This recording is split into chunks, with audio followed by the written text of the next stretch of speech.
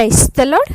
ఈరోజు దేవుని వాగ్దానము, నిత్యము భయము కలిగి ప్రవర్తించువాడు ధన్యుడు, హృదయమును కఠినపరచుకునివాడు కీడులో పడును. సామెతల గ్రంథము 28వ అధ్యాయము 14వ వచనము.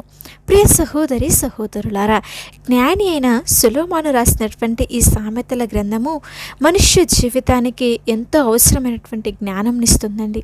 ఈ వచనమును మనము 2 రకాల వ్యక్తులను, వారి యొక్క ప్రవక్తలను గమనించవచ్చు. మన యొక్క అంతరంగ స్వభావమే మన భవిష్యత్తును నిర్ణయిస్తుంది. ఎవరైతే దేవుని యందు భయభక్తులు కలిగి ఉంటారో వారు ఆశీర్వదించబడతారు. అలాగే మొండితనము కలిగి ఉంటారో వారు నాశనమునకు దారితీస్తున్నట్లుగా మనము చూడగలము. మరి ఇక్కడ భయం అంటే లోక సంబంధమైనటువంటి భీతి లేదా పిరికితనము కాదండి.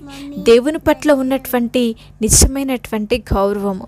ఆదివారము మాత్రమే కాదు, జీవితంలో ప్రతి క్షణము మనకి రహస్య జీవితంలోనూ కూడా దేవుడు నన్ను చూస్తున్నాడు అన్నటువంటి అప్రమత్తత, భయము కలిగి జీవించడం, పాపానికి దూరముగా నీతి మార్గంలో నడిచే వారిని దేవుని యొక్క రక్షణ, సమాధానము ఎల్లప్పుడూ కూడా వారి జీవితంలో ఉంటుంది.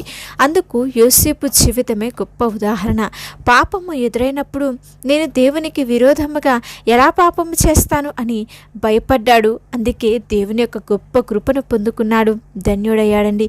దేవుని వాక్యం వింటున్నప్పుడు, పరిశుద్ధాత్ముడు మన యొక్క తప్పులను గద్దిస్తున్నప్పుడు విననట్లు నటించటం కాదు, నా ఇష్టం నేను ఇలాగే ఉంటాను అని మొండితనము ఉండటము కాదండి.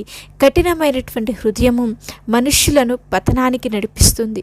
ఐగుప్తు రాజైన ఫరో దేవుని హెచ్చరికలను చూసి కూడా పదే పదే తన హృదయాన్ని కఠినపరుచుకున్నాడు. ఫలితంగా తన జ్యేష్ఠపుత్రుణ్ణి, సైన్యాన్ని, రాజ్యాన్ని పోగొట్టుకొని ఘోరమైనటువంటి కీడును అనుభవించాడు.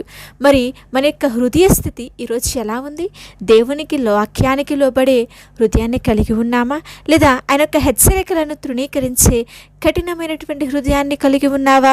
దేవుని ఎదుట వినయ మనస్సు కలిగి ఆయన పట్ల భయభక్తులతో జీవిస్తూ వాక్యమునకు లోబడినట్లయితే పుణ్యకరమైన జీవితాన్ని పొందుకుంటాము.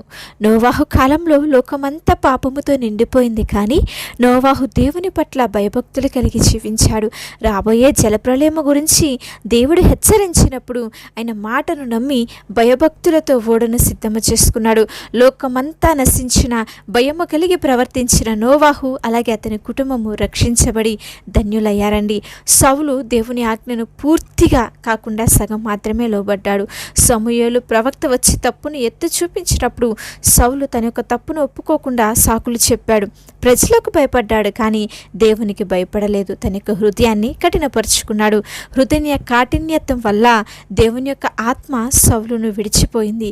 చివరికి యుద్ధంలో ఘోరమైనటువంటి కీడును అలాగే మరణమును అనుభవించాడు.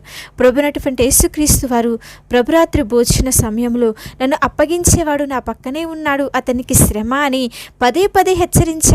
ఆ హెచ్చరిక విన్నప్పుడైనా యూదా మనస్సు మారాలి, కానీ ధనాపేక్షతో తన యొక్క హృదయాన్ని కఠినపరుచుకున్నాడు. దేవుని భయము లేకపోవటం వల్ల యూదా తీవ్రమైన కీడులో పడ్డాడు. ఆత్మహత్య చేసుకొని నిత్య నాశనానికి గురయ్యాడండి. అలాగే మనము రోడ్డుపై వెళుతున్నప్పుడు ముందు ప్రమాదకరమైన మలుపు ఉంది, వేగము తగ్గించండి అనే బోర్డు కనిపిస్తుంది కదా. ఆ హెచ్చరికను గౌరవించి భయపడి ఎవరైతే వేగంను తగ్గిస్తారో వారు సురక్షితంగా గమ్యము చేరుతారు.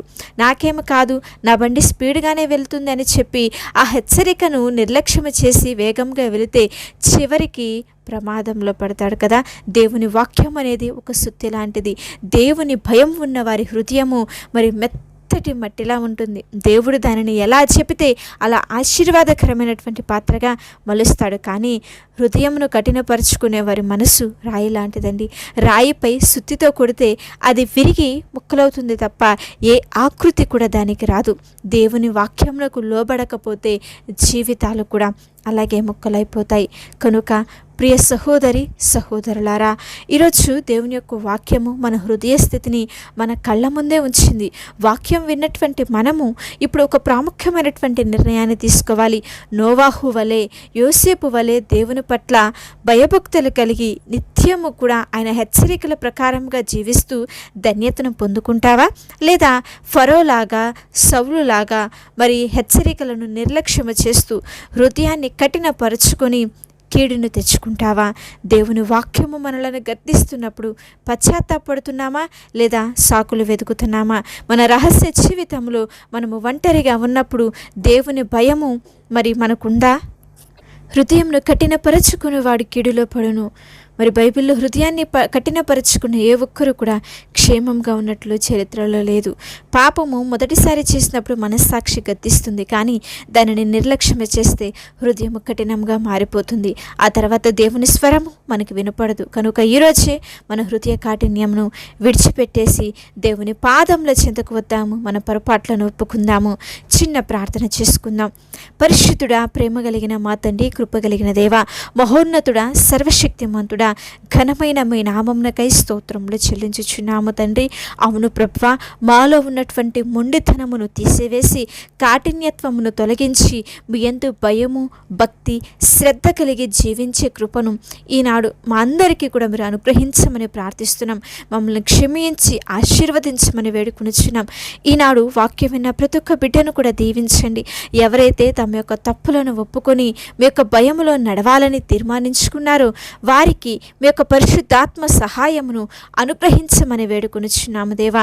ఏ కీడు కూడా బిడ్డల దరికి చేరనీయకుండా మీరు ఎక్కల కింద దాచి కృప కలుగు చేయమని ప్రార్థిస్తూ వలె యోసేపు వలె మీ యందు మేమందరము కూడా భయము, భక్తి, శ్రద్ధ కలిగి నీ మాటకు లోబడి మీ హెచ్చరికలకు లోబడి జీవించే కృపను, ధన్యతను, అటు తీర్మానమును ఈనాడు వాక్యం విన్న ప్రతి ఒక్క బిడ్డకు కూడా అనుగ్రహించి మీ కృపతో నింపి ఆశీర్వదించి కృప కలుగు చేయమని మా ప్రభును రక్షకుడైన యేసుక్రీస్తు వారి అతి పరిశుద్ధ నామంలో ప్రార్థిస్తున్నాము తండ్రి. ఆమేన్. అలాగే మీ ప్రార్థన అవసరతలు మాకు తెలియచేయండి. దేవుని ఉన్నతమైన కృప మీకు, మీ కుటుంబాలకు తోడై ఉండి నడిపించునుగాక.